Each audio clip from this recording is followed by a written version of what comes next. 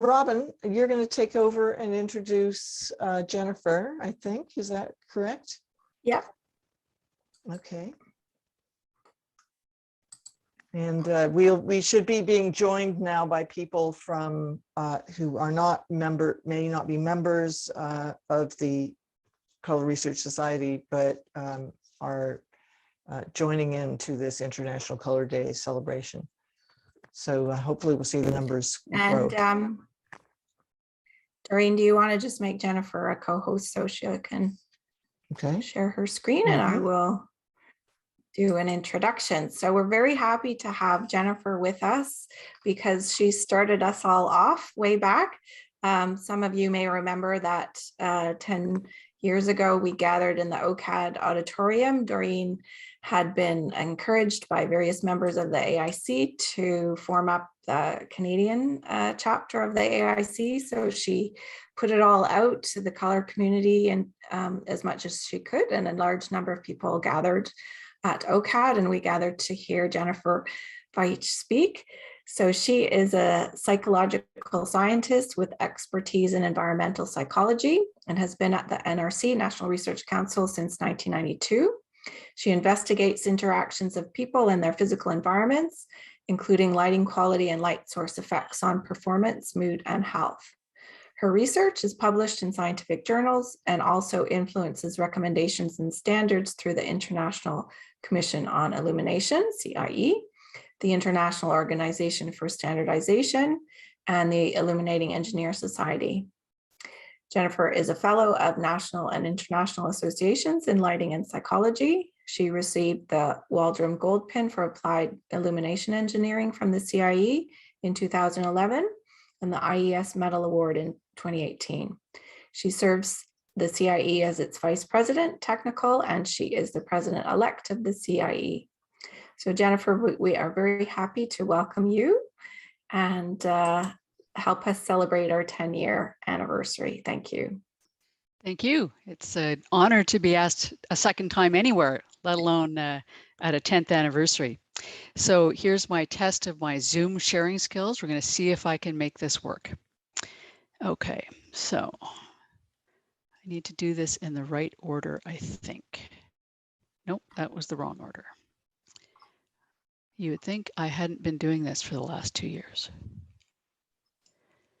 Okay.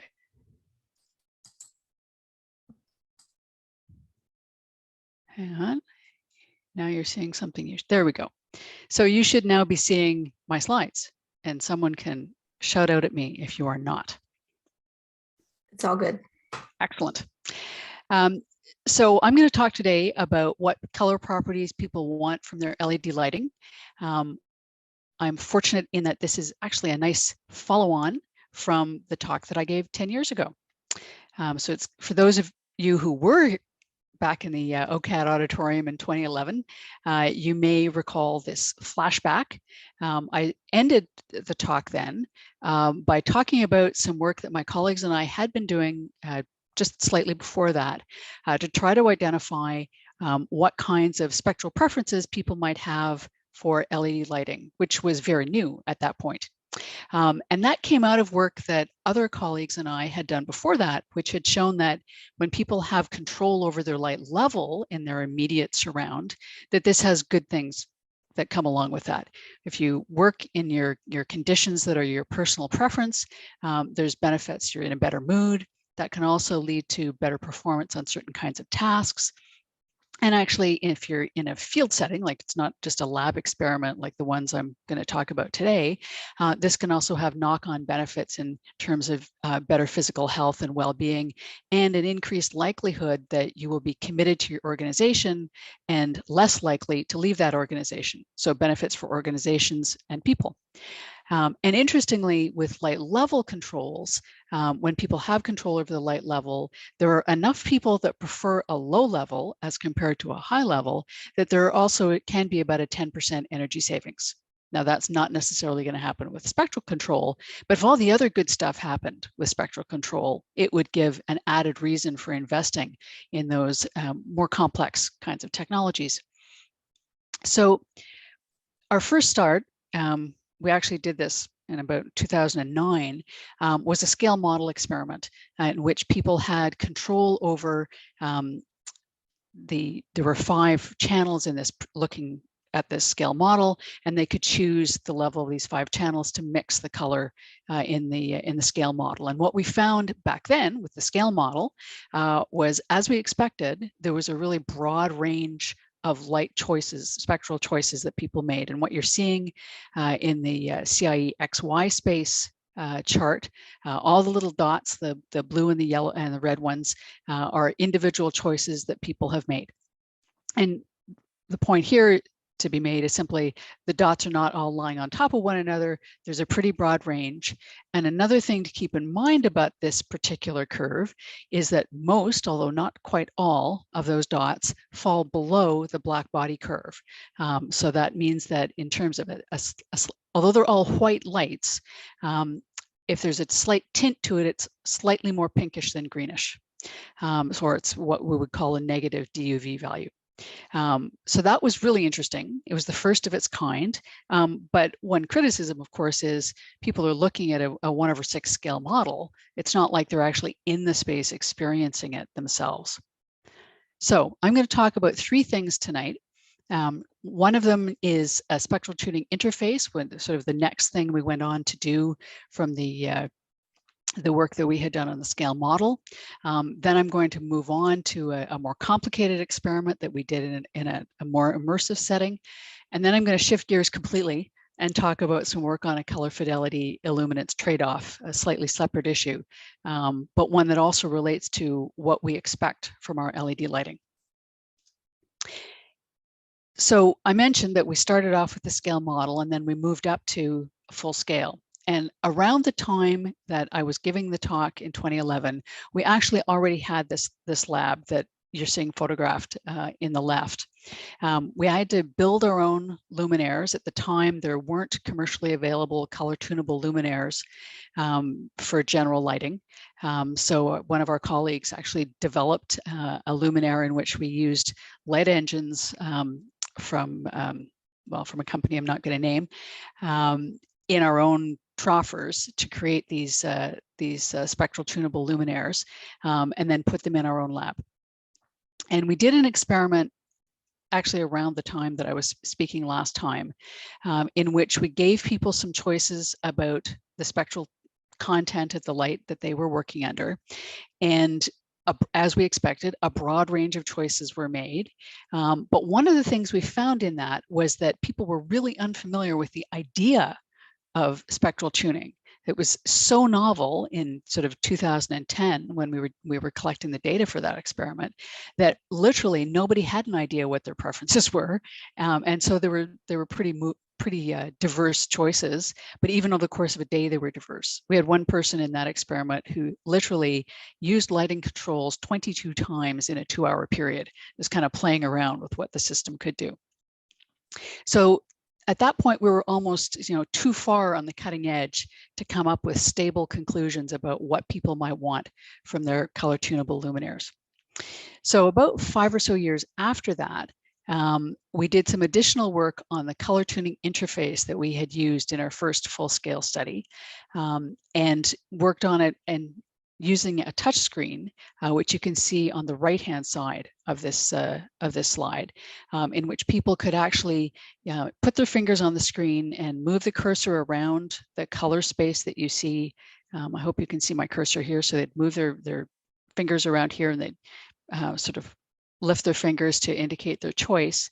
And we had still have, in fact, a spectroradiometer with a sensor in one of the luminaires, so we could track in real time what their spectral choices were. So that was the interface that we were exploring in a series of 4 experiments in which we were just trying to play around with what people thought, how they used these interfaces. So the luminaires that we have in there, they're still there now, although they're getting pretty close to the end of the life. One of the reasons for that being that the technology is now very old, and every time one of the light engines in the luminaires fails, we can't replace it. So we're getting pretty close to needing to replace the whole system. But those luminaires were RGB and white.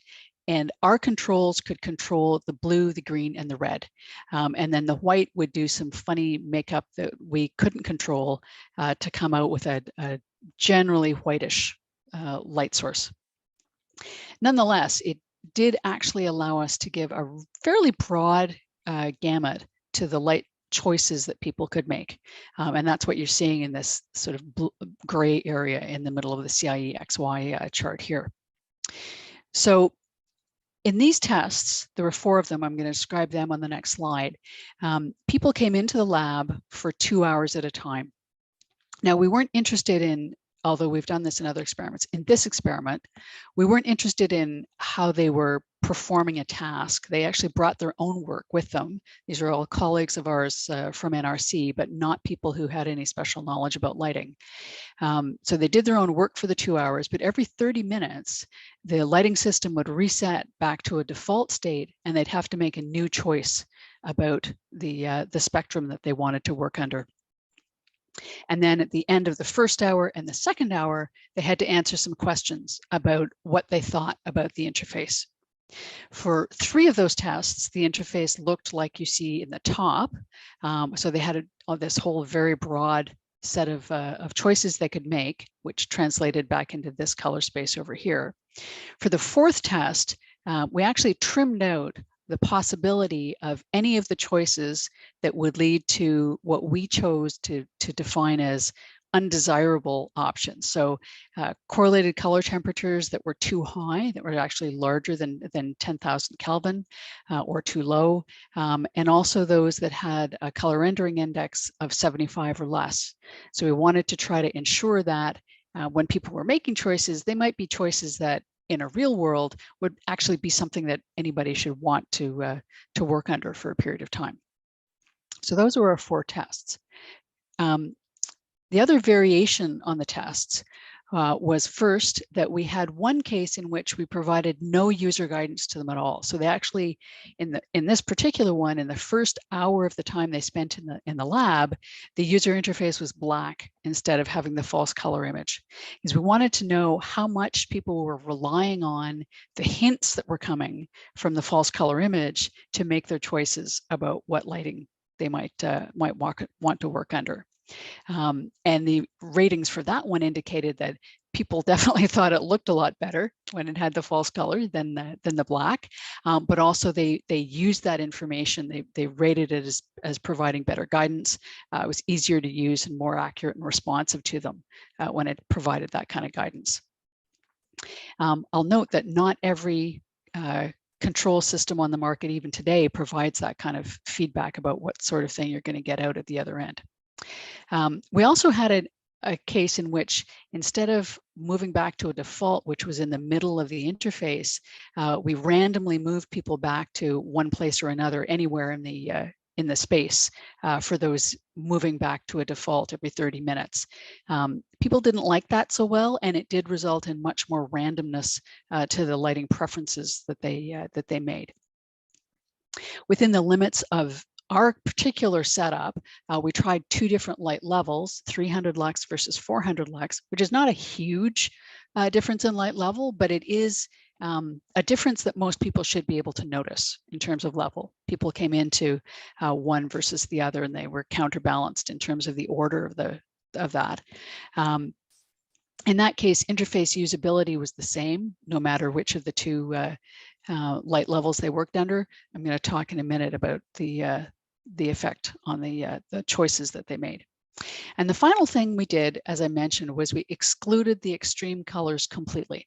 So in that case, there was only the one thing. It was the extreme colors were excluded over the whole 2 hours that they were there. But all of those 10 people who came for test 4 had previously participated in one of the other samples. And it happened that test 4 took place about a year after the last of the other 3 tests. We had an interruption because of some internal stuff happening at the NRC. And so it took us a year to get back to the study. And that actually proved to be really interesting because of what it allowed us to do, which was to see whether people's choices were stable over a year. So how about those choices? Well, you might remember that I pointed you to a finding that we had from our 2010-ish study in which in the scale model, most of the choices were actually above the black body curve. What you can see for this particular installation and this particular room was that, in fact, most of the choices were for a slightly higher correlated color temperature than many places. And also it tended to be the case that people were choosing a positive DUV value. So choices that were slightly above the black body curve. This is really not what you would predict based on our prior research, nor on the preference research that's being done in other labs, particularly a series of studies that have been done at NIST in Gaithersburg. So that was kind of a head scratcher for us. After many years of thinking about it, my intuition, but not one that I can easily test, is that it actually has to do with the fact that we're measuring spectrum at the light source, whereas, of course, what people are seeing is in the room. And that means that any interreflections, and our panels in that room are a kind of a muddy shade of beige, may actually be indicating that they're responding to what they're seeing, of course, but what we're seeing at the instrument has a lot of short wavelength component that people aren't seeing because it's being absorbed by those slightly muddy and warm panels that are right in front of them.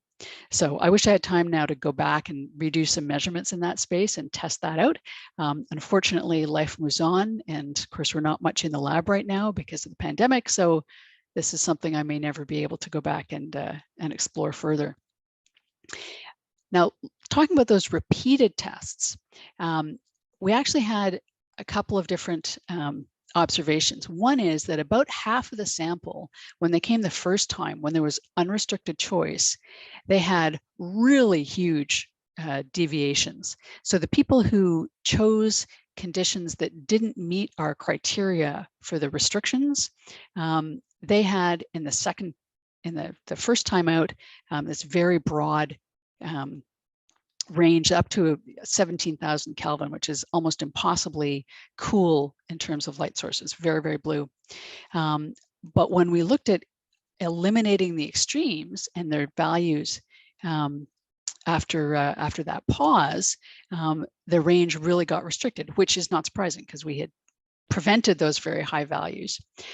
What's interesting to me, though, is that the 5 people whose choices at that first visit would have fit in within the elimination of the extremes, their preferences were really consistent. So 11 months later, people were making the same or close to the same choices they had made before, which suggests that, as we've seen in a lot of different research looking at light level preferences, people probably do now have fairly consistent preferences for the kinds of spectral conditions they want to work under.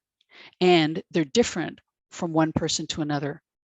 So that suggests that it would be really valuable to do more research along this line, perhaps with a different installation of equipment than we have in our lab right now, but to try to explore that a little more, because these systems that allow us to do spectral tuning are complicated and they are quite expensive.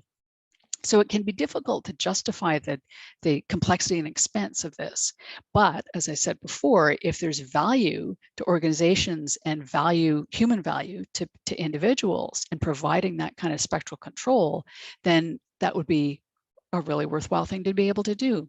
But we need a little more information to be confident that the size of these effects is really sufficient and that the knock-on benefits, besides I kind of like working here, are big enough to justify going down that path.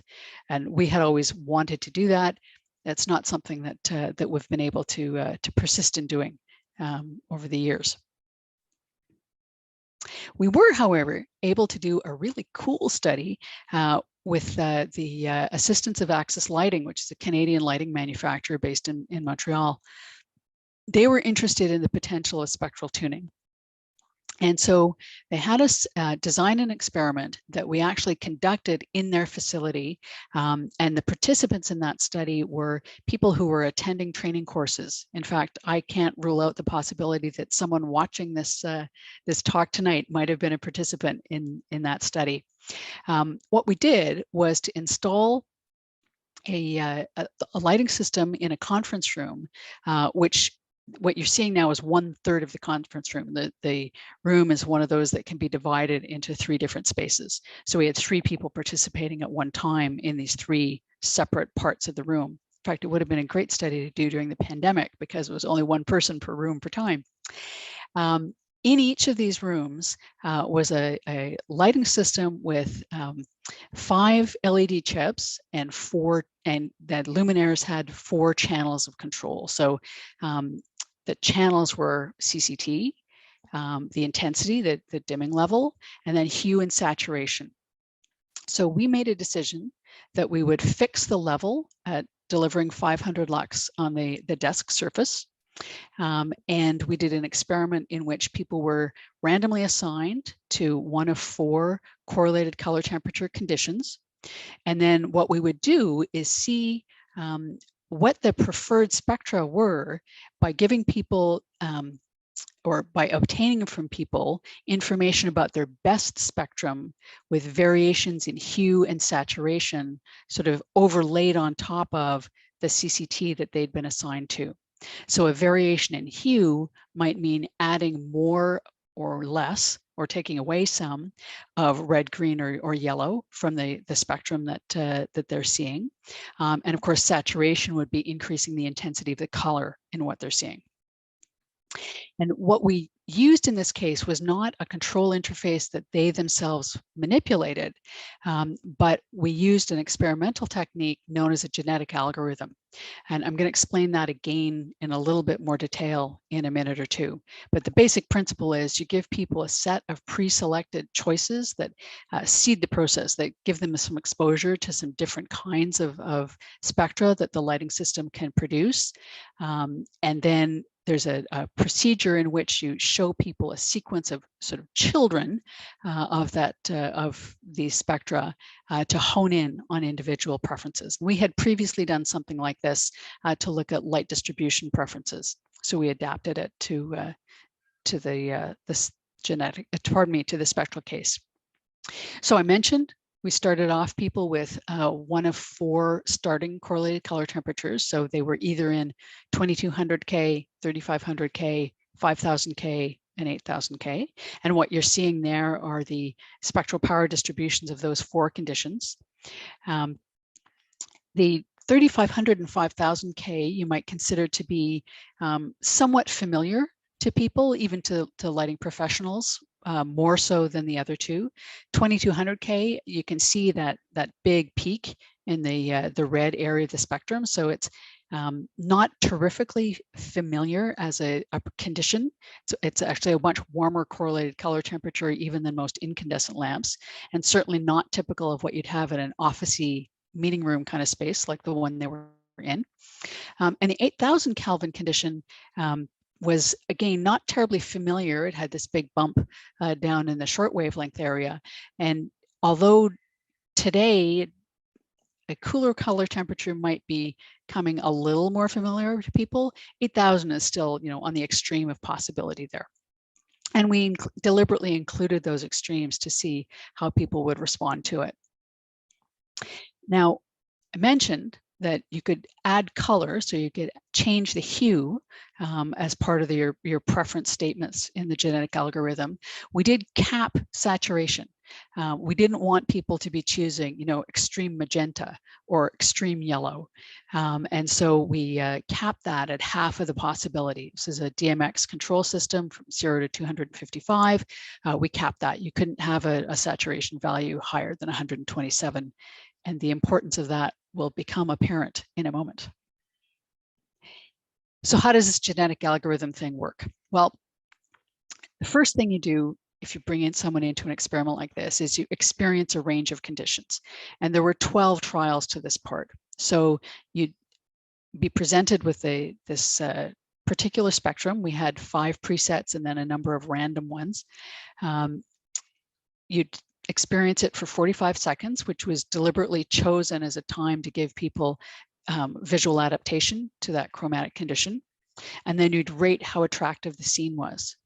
And I forgot to point it out, but you probably noticed that there was a wooden table in the room with quite a warm color, and it's real wood, so not a laminate with false colors added to it. And then we had a range of colored t-shirts on the table. And again, that was about giving people exposure to different kinds of colors so that people would be able to judge the effect of the spectra they were in on different kinds of colored objects. In the second part of the experiment, you would see a modified spectrum, and it would be the very starting point would be one of the 12 conditions that they saw before, and it would be modified. It would have a bit of a change, so kind of modify. You blend your starting point with one randomly chosen other spectrum, and then you'd rate it in terms of, do you want more red, yellow, or blue than you're seeing right now, or do you want more or less exposed intense color? And then the next thing that you would see would be modified based on the answers you gave to those questions. With, and this is where part of the genetic thing comes in, some random variations just thrown into the mix, just like mutations happen randomly with real genetic processes. And finally, after you've done a few trials like that, it would take varying numbers of trials for most people. Usually total exposure time would be about 25 minutes. If you rated a spectrum as a 10 on attractiveness, or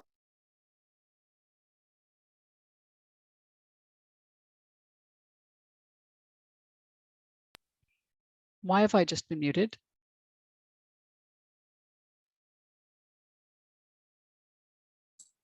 Sorry, not sure what happened. Okay, now I've unmuted. I hope that continues to work. So if you said the spectrum you saw was the best, then that would end the process. We've identified your best spectrum. Or if for 2 successive trials you didn't want any changes, then that would be it. You're done. We know you're best. Then you would do a number of ratings of 5 spectra, some from part 1, some from your best one from part 2. And then at the very end, you would see your best spectrum one more time, and you'd rate it from 1 to 10 on attractiveness. So I'm happy to say the genetic algorithm worked. When we asked people to rate their best spectra, they were in fact better than all of the others that they had seen. So that's a good thing. Most people did in fact converge, as I said, between about 25 minutes on a best spectrum. 1 or 2 didn't. And the best spectrum for each person was actually rated as being more desirable than any of the others that they saw and rated. More colorful than the presets that had been assigned. And interestingly, there was no difference in the desirableness or colorfulness of the best spectra across the CCT group. So within the particular group that people were assigned, there was the ability to find a best spectrum. Now, what this doesn't tell us is what would if CCT had been completely free to vary, what would their personal best spectrum have been, regardless of that, of whatever CCT we forced on them. That wasn't possible within this study. But it is interesting to note that, as in other studies, we did get a broad range of chromaticity choices. So, as we would have expected from everybody else's research, except in our lab at the NRC, almost all of the best spectra choices were actually lower than the Planckian locus, so they had a negative DUV value. The ability of people to choose spectra with high color fidelity was pretty good. The median color fidelity was 85, except at 2200K, which is kind of not surprising, because when you get down to 2200K, there's a lot of red. And of course, it becomes harder to get really good color rendering if you've got, such a one part of the spectrum being really dominant. And also, kind of as I expected. The variability between the different personal choices was greatest for the 8,000K group.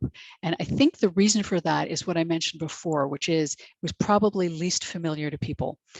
So finding the thing that they like the most is probably more difficult because they really had never been in a space quite like that before.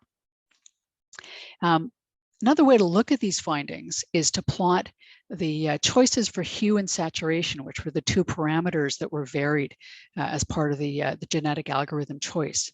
Now, what these squares show is the best hue and saturation combinations for individuals color-coded by the CCT group they were in. So if they were in the 2200K group, then their box is red, 3,500 is yellow, 5,000 is green, and 8,000 is blue. Overall, what you can see here is that 22 of those 29 people had saturation values that are lower than 64K. So if you were to draw a line right here, almost all, in one way of looking at it, of these saturation choices are on the low end of saturation. And remember, we had capped saturation, so that's actually 25% of the possible range of saturations, which we interpret to mean that it's probably not the best thing to give people totally free rein over the saturation of their light sources if what you want is that they should choose lighting conditions that would be good conditions for most people to spend a very long time in. Saturation is great when used sparingly, but it's probably not a thing that you want to, force someone's guest to sit in, deep pink if, pink is a thing that they find just, really unpleasant to be in. So limiting the saturation ability of these complex control systems might not be a bad thing. The other thing we found, again, as we had kind of expected from everybody else's research, is that most hue settings were on the pinkish or violet end. And what that means in terms of this chart, because hue is actually circular, not linear, is at the extreme top and bottom of the chart I've got here. So you can see if you were to slice out the middle part, you would slice out a relatively small number of people who had chosen hue settings that were a little more sort of bluey greeny. So that's also indicative of this preference that people have for a negative DUV value most of the time. One of the consequences of research like that for industry, for companies like Axis, which funded it, is it can provide some guidance on what kinds of choices they should be putting out in the market and what are the choices that people are going to find useful and valuable to them. So the conclusions that we drew and passed along to Axis was this idea that really limiting saturation either in software or by choosing particular chips to put into the luminaires is probably a better way to provide a product that will be valuable to people. And as you may know, a lot of companies already do this because they'll offer two channels for their color tuning. They'll have a cool white chip and a warm white chip, and they'll blend those. That's probably not an entirely bad solution. It's simple in a way, but it does mean that people aren't going to be offered these options for these really extreme colors that might not be so desirable, particularly in a workplace. But we also learned some interesting things about the need for better instruction sets for new users. These were experts, people who had a lot of lighting experience doing this work, and even they found that some of the concepts of the color tuning were kind of unfamiliar, and they weren't quite sure where all this was going. And we also learned some interesting and, in one sense, unwanted things about the need to avoid large, sudden color changes. We had a couple of people in this study who, just because of the randomness of the procedure, the spectra that they were presented with changed quite dramatically from one moment to the next, and a couple of folks found that extremely uncomfortable. So the idea of very slow changes in color is really important to avoid unintended adverse consequences. Now I'm going to shift gears completely at this point to talk about something completely different. And I know you might have questions about the stuff that I've talked about, but in order that I push through and follow up on this topic, I'm going to ask you to hold them, write them down, put them in the chat if you want, and then I'll try to come back to them at the end. The other thing I did talk about briefly back in 2011 was a concept that I was exploring at the time with Lauren Whitehead at the University of British Columbia, which is this idea of a trade-off between color fidelity and illuminance. We know that the visual system is relatively insensitive to small changes in light level. That's been well established for many years. And it is very sensitive to small changes in color fidelity. So the argument goes, it might be worthwhile to provide light sources that are higher in color fidelity, but to get your energy savings by slightly reducing the light levels. And the reason for that is the light level is determined by the V lambda spectral sensitivity curve. And it, as you may recall, peaks at 555 nanometers. So when you put wavelengths into your light source that are different from the curve on which the light level calculation is based, some people would say, oh, that's wasted energy because it's not contributing to vision, which is not quite true. And among the reasons for that is you need all of those wavelengths for good color vision. So right now there's this perverse incentive to produce light sources that actually have poor color fidelity because you can end up looking like you're saving tons of energy. You can have a really high luminous efficacy ratio, which is expressed in terms of lumens per watt, by excluding those wasted wavelengths. So we're arguing that we should be getting our energy savings by maybe slightly reducing the light level, but delivering all of the spectrum. And that was the argument that we were making in a paper that was published in 2016. We've now done a couple of experiments to try to test that concept. The ones I'm talking about today use this apparatus that Lorne and his colleague Michelle Mossman built in BC and then shipped to us in Ottawa. We were trying to build two light boxes, this is one of them, that were identical, that were lit with 8 lamps that we could combine in different ways to get different lighting conditions differing in color fidelity, and some of them differing in light level. The light level we actually varied using neutral density filters. We didn't want any kind of electronic dimming because that can change the spectrum. And the idea at first was to use irises. You can see the little sticks here, these mechanical irises, to try to change the level. That didn't work so well because it was almost impossible to replicate the setting for one of these irises. So that's why we went to the neutral density filters. Now, what we wanted was to keep the chromaticity constant across these different light sources. So you can see in the chart here, we had huge differences in light source spectrum over the different light sources in these two boxes. And that was intentional, but they were carefully engineered to try to come to a nearly exact same point here on the CIE XY chromaticity chart. Now, when I have it down at this scale, it looks like all of the dots are almost nicely overlaid.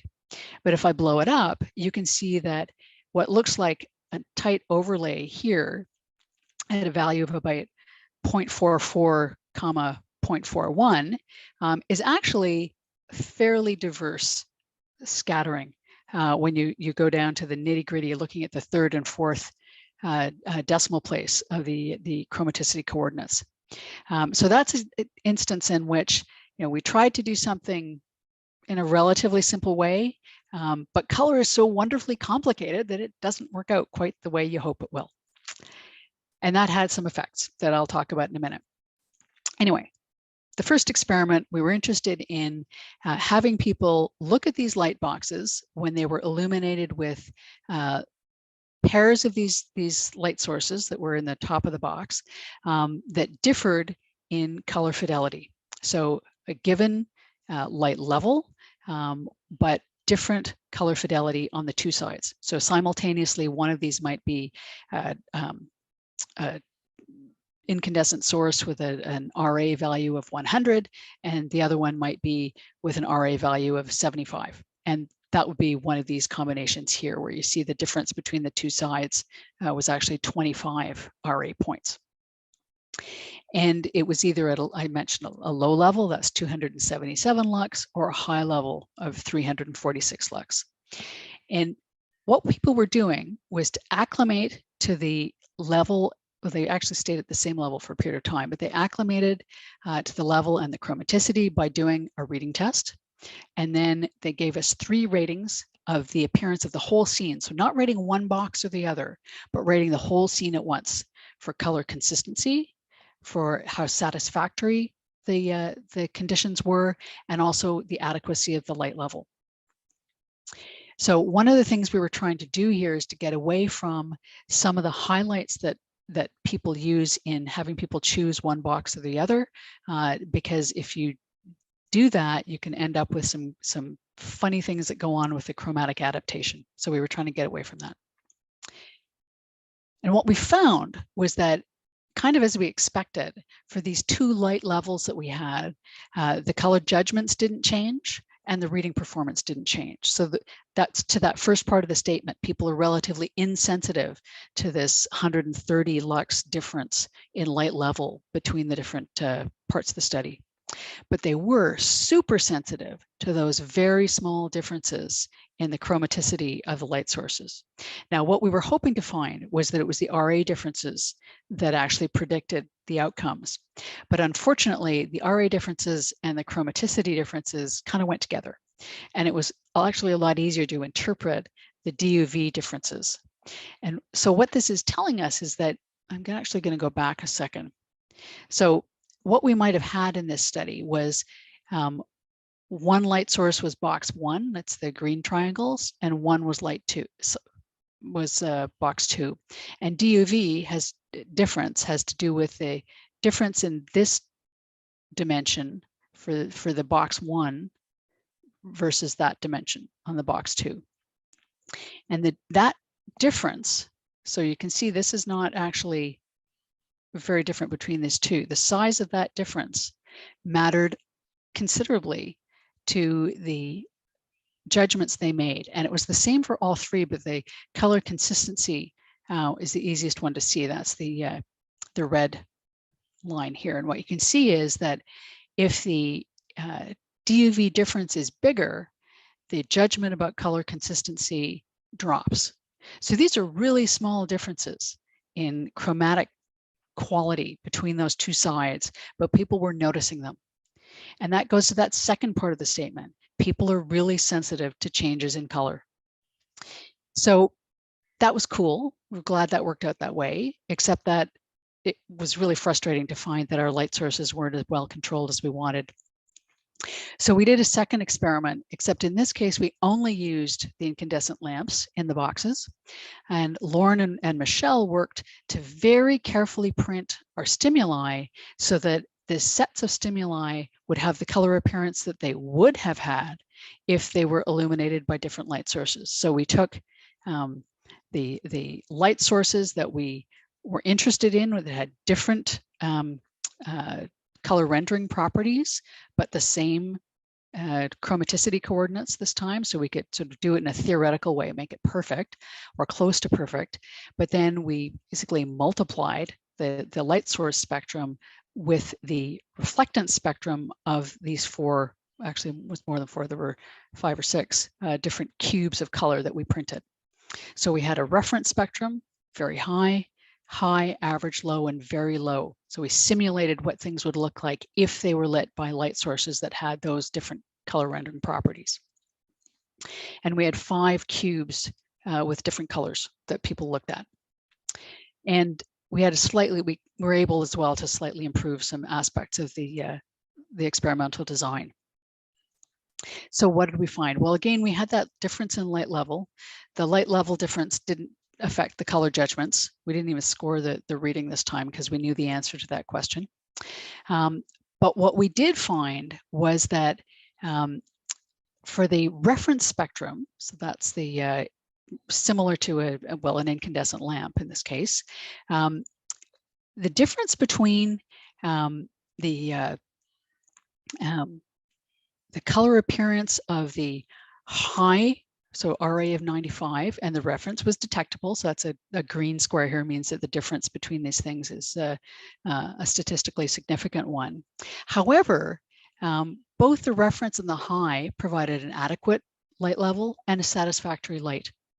So that suggested to us that maybe this 95 RA value is actually a point where there might be this trade-off.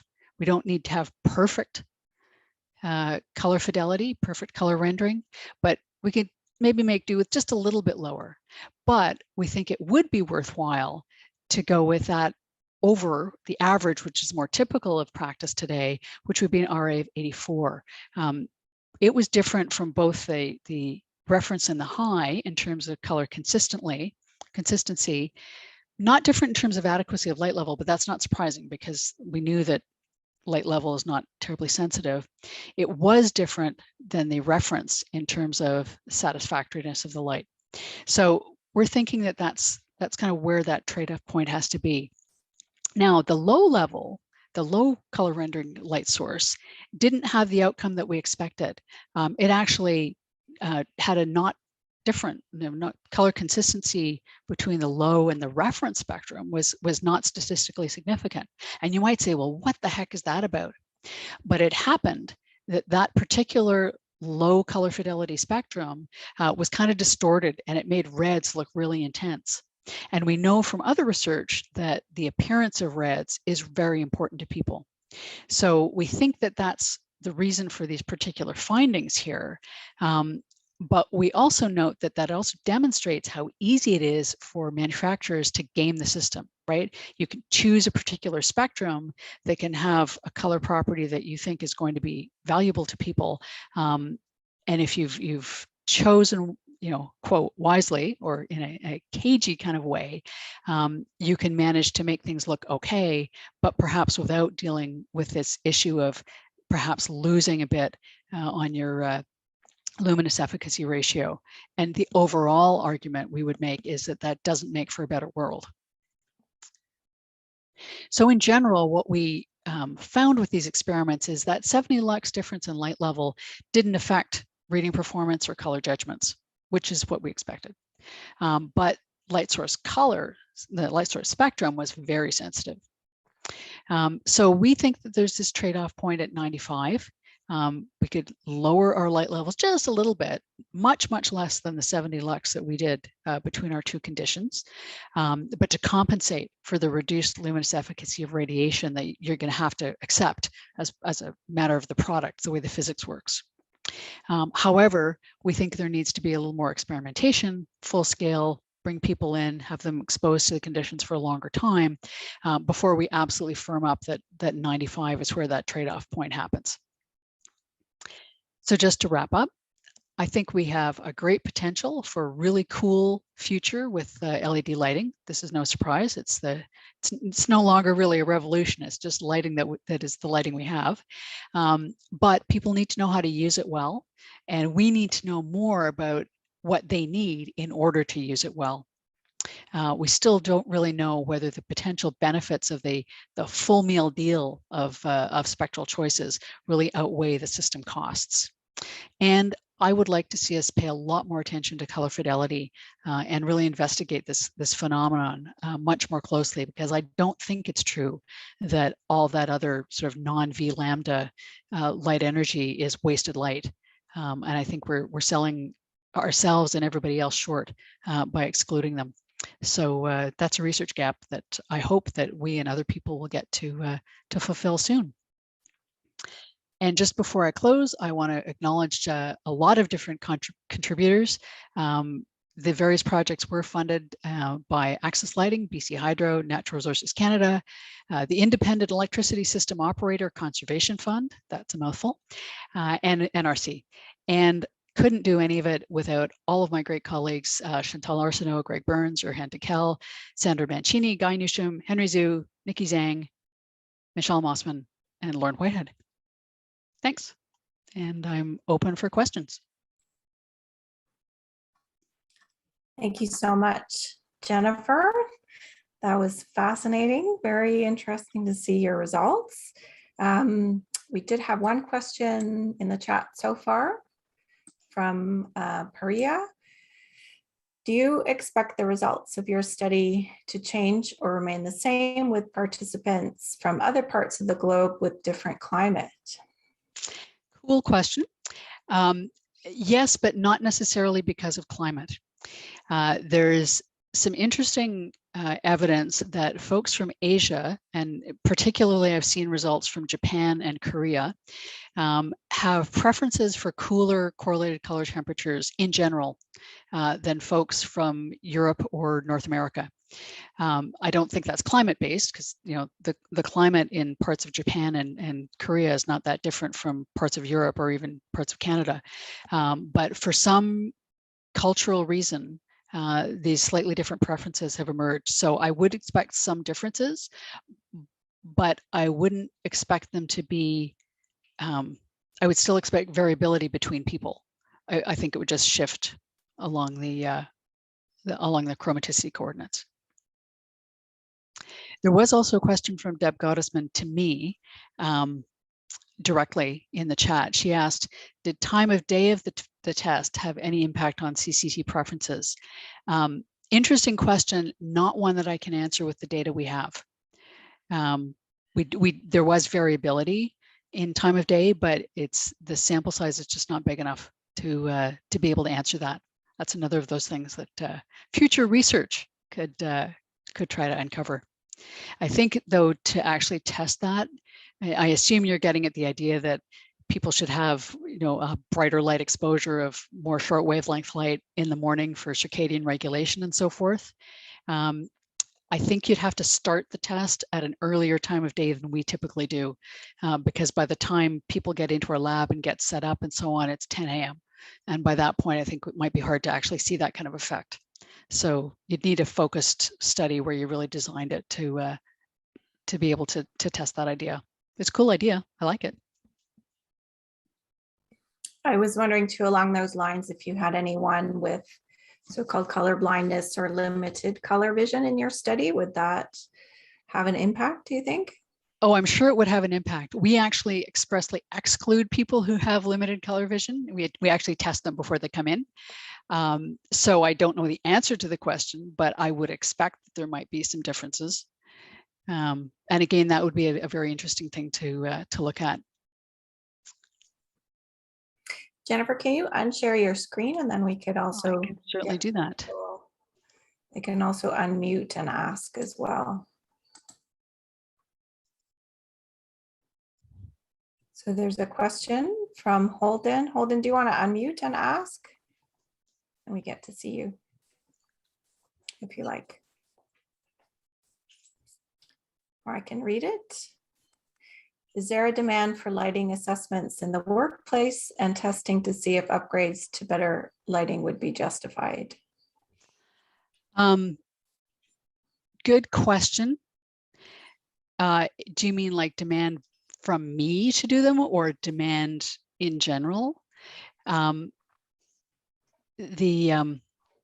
some of the designers who are, I know, hiding in the audience here could probably answer that question better than me. I do that kind of work. Right now, I'm interested in it from a perspective of accessibility and how do we solve lighting problems for folks who have different kinds of light sensitivities.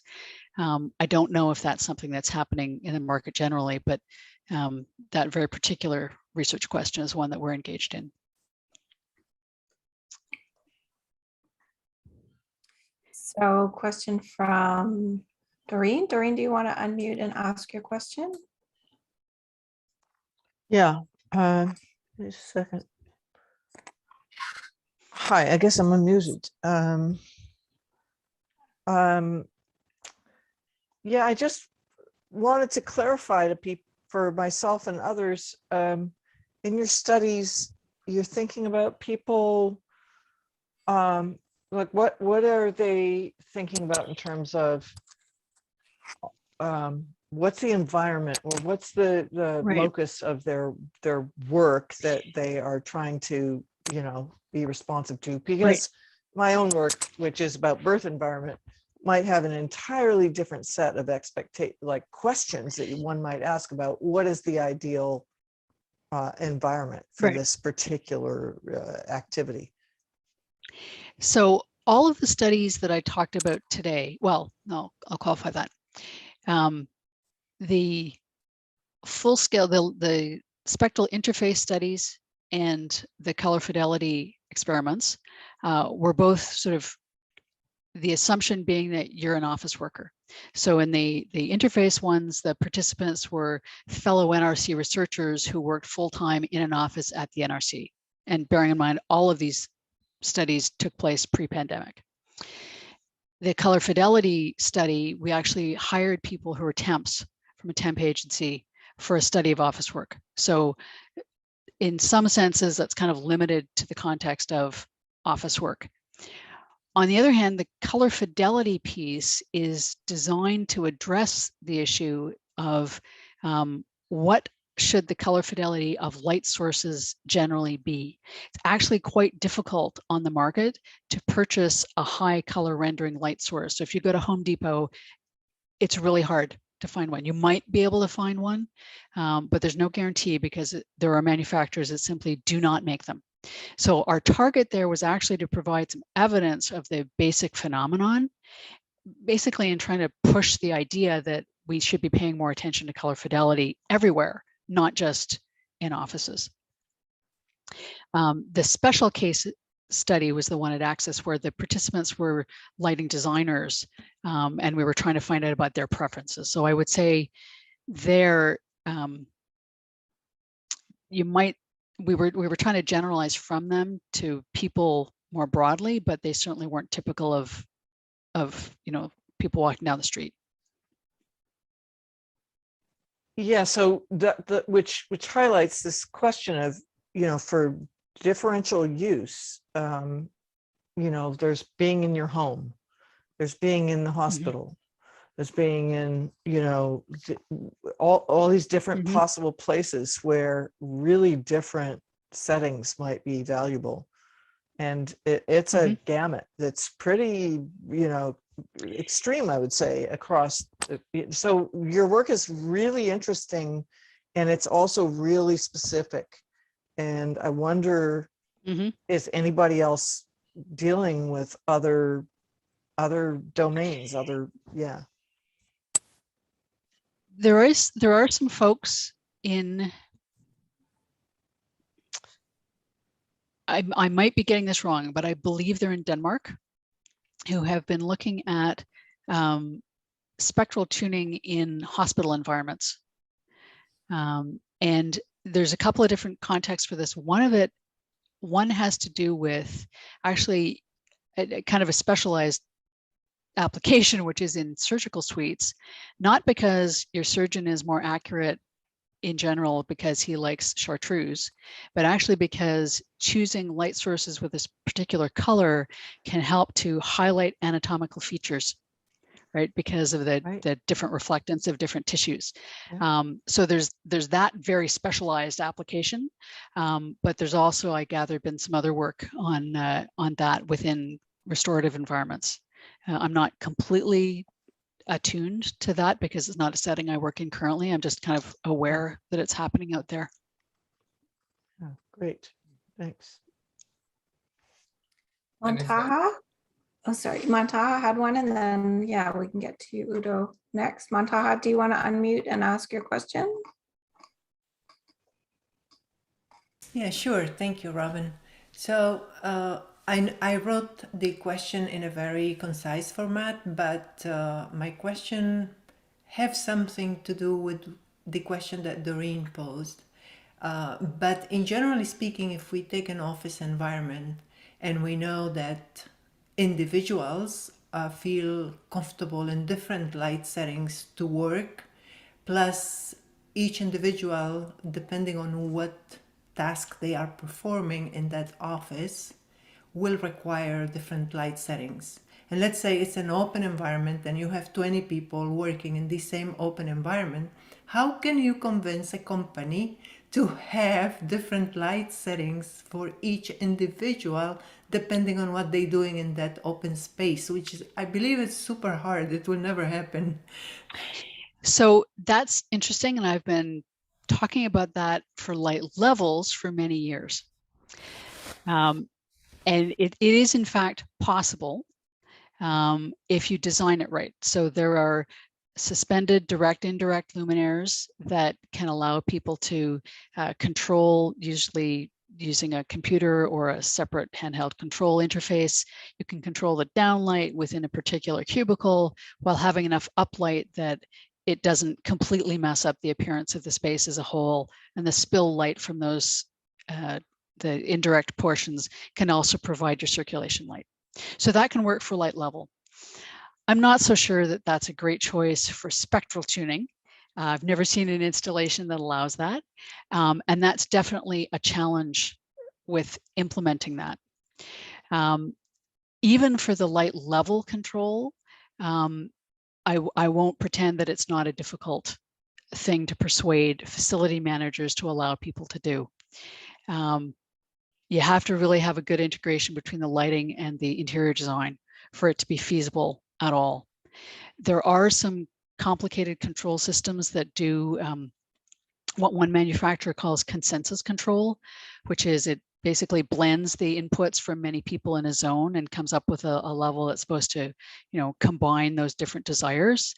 There's still a limit to how big that zone can be, though, before you end up with something that's just not satisfying to anybody. So that's definitely a real challenge. And there may be some places where that degree of individual control is simply not feasible. Doesn't mean it's not true, though, and it doesn't mean that it wouldn't be valuable to try to get there if you could. Thank you. Liz, you had a question. Yeah. Go ahead. Do you want to? I do. Hi, Jennifer. Hi, Deb. I'm wondering, were you tuning to somebody working so when you were having your office workers, were they working on a screen or were they working with pigment and paper and like physical colors? Because there's, to my mind, a very big difference. Yeah. So the color fidelity illuminance experiments, when I show those boxes and what people saw, that's what they saw. So there were no screens in that particular study. In the study that I showed with the full scale, where we were looking at the interface, that there was a computer in the room. That's how they did the light choices. And there was a laptop in the room for the genetic algorithm study, because that's how they made their answers. But it was a large room and they had all these other things to look at. So we try to make it so that there's real stuff to look at, and preferably organic materials, not just things that are printed on plastic. You're muted. I can't hear you.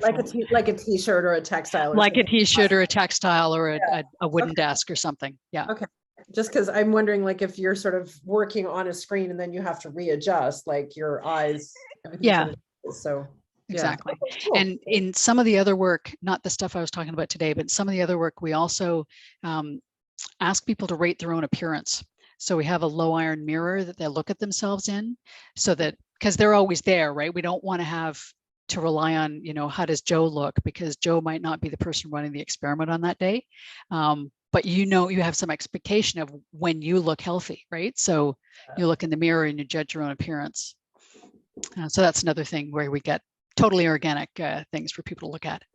Okay, thank you. Jennifer, I have a question. Thank you for your talk.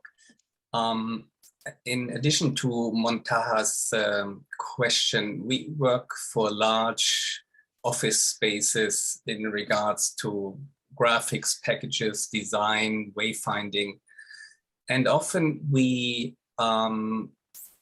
shock people almost, I want to say, by having rooms that are, let's say, completely yellow, or a whole corridor, all is blue. So not a gradual change in color, but really something that stands out, that is unique and special, not to work there all day, but to have a meeting for an hour or so, half an hour. So so really to make it unique and different and interesting for an agile workspace, we find this is quite successful. but my question is, have you ever come across the idea or where it was used to use the color difference or the color mood for wayfinding purposes, to give an idea that where this light is bluer, it's maybe in the east side, and where it's warmer, it's more in the west side, and so on? Have you ever noticed anything like that in your experience? I've never seen that. And it, it's at one level, it makes sense to me. And on the other hand, I wonder whether the average person would have the knowledge to make that interpretation. Where I could see it being used is if you think about hospital wayfinding, where they'll often have, follow the yellow dots to go to radiology and follow the blue dots to go to the lab. I could see using color as an addition to an established color wayfinding plan, but I don't know if there are such generalized expectations about color or spectrum that it could be used in the way you're describing.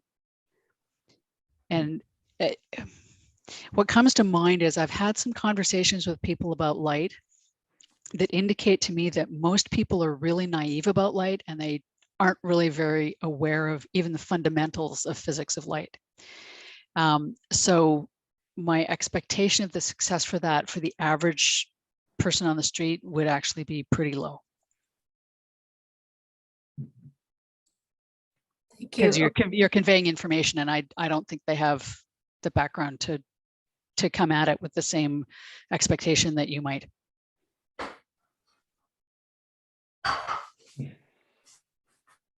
So Cheryl had a question and Brian had a question.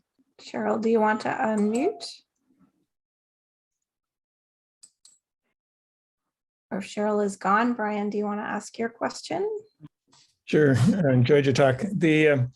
What I was wondering about is, since you found that the color rendering index properties mattered more than the luminance effectively, so could I boil it down to just say we want a black body radiator? Let people choose.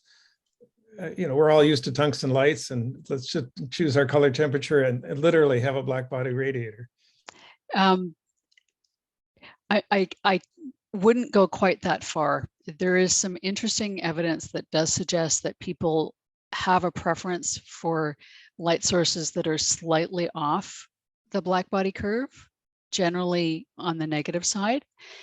And it's also true that for any point in whatever color space you want to be working in, there's actually an infinite number of spectra that can get you to that chromaticity point. I wouldn't say that everybody should just use a black body radiator, not least because right now that would not be a good energy efficient alternative. No, sure, but you could simulate it with a bunch of LEDs. I mean, what I heard from you in a sense was people wanted to be on the black body. They wanted not the black body line, but literally the black body spectrum. That would be 100%. That would be 100, array of 100. That's what I'm saying. No, well, it wouldn't, because at the higher higher correlated color temperatures, the reference spectrum is the D65 spectrum. That's true. Okay. Yeah. Okay. So I guess that's exactly right. Which is anyway, the spectrum that corresponds, the baseline spectrum for the, you're right that we should get onto the daylight spectrum. Yeah. Well, but then also in the calculations for color fidelity, when you're between, this may be a little more technical than some folks in this audience are ready for, but when you're calculating it for the lower correlated color temperatures, yes, it's a black body curve that is the reference spectrum. It's D65 in the higher CCTs, and then in between, it's actually a blend of the two. So it's actually kind of complicated. So I think my answer to your question is no. Okay. And which color rendering index were you using? Well, we actually used two. We in the color fidelity illuminance experiments, we actually started those before RF had been published in TM30 or in from the CIE. So we did that actually based on the old-fashioned RA system. However, we then can present those results by sort of recalculating those numbers in terms of RF. Okay. And once you get above 90, the differences are very small anyway. Okay, thank you. Could I ask a question? What does the effect of the color of the environment, like the color of the paint on the walls or the any variations have on what your experiments told you? So you may have noticed in the places with pictures of spaces, we try to keep our interiors as neutral as possible. And actually, that's where we didn't manage to do that in the case of some panels in the experiment with our own color tuning. So it can have a huge difference, because what you see is not necessarily just what comes out of the light source, it's that reflected off all of the surfaces around you, right? So yes, the surfaces matter. From an experimental perspective, if we want to focus on the light source, we try to make it as neutral as possible so we get generalizable results. But it's certainly true that if you're using it in a way to go out into the public, then would you have to have some regulations about the colored environments at the same time? So most places would, if you look at lighting recommendations, they don't specify what colors things should be. I'm not going to, it would be a different talk if I talked about all the surface colors. In fact, it would be the talk I gave in 2011. So they won't specify what the colors should be. What they do is give some ranges for what the reflectances should be. So in general, big vertical surfaces that people are looking at, like walls, should be relatively highly reflective, because we want to get lots of light from the surfaces to the people. And if you're going to have highly saturated colors or quite dark surfaces, they should be accents, not big surfaces. Now we're talking about spaces where we're making recommendations for, a broad range of the public who are going to be in a space a lot of the time. That's not to say that you can't choose to paint your library at home, deep violet, and that might be fine for you. But if we're writing recommendations, we have to write something that's going to be sort of generally acceptable for the longer times. So they'll give these general recommendations for reflectances, and then they'll say things like using deeper saturations or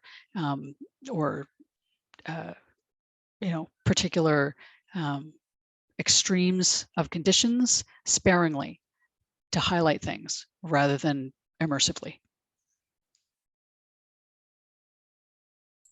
Okay, thanks. That's interesting.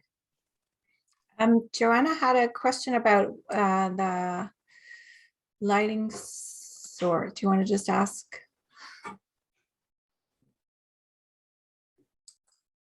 Okay, can you hear me? Okay, thank you, thank you, Jennifer, for your talk. Yes, you mentioned that it's really difficult to buy very accurate color light sources.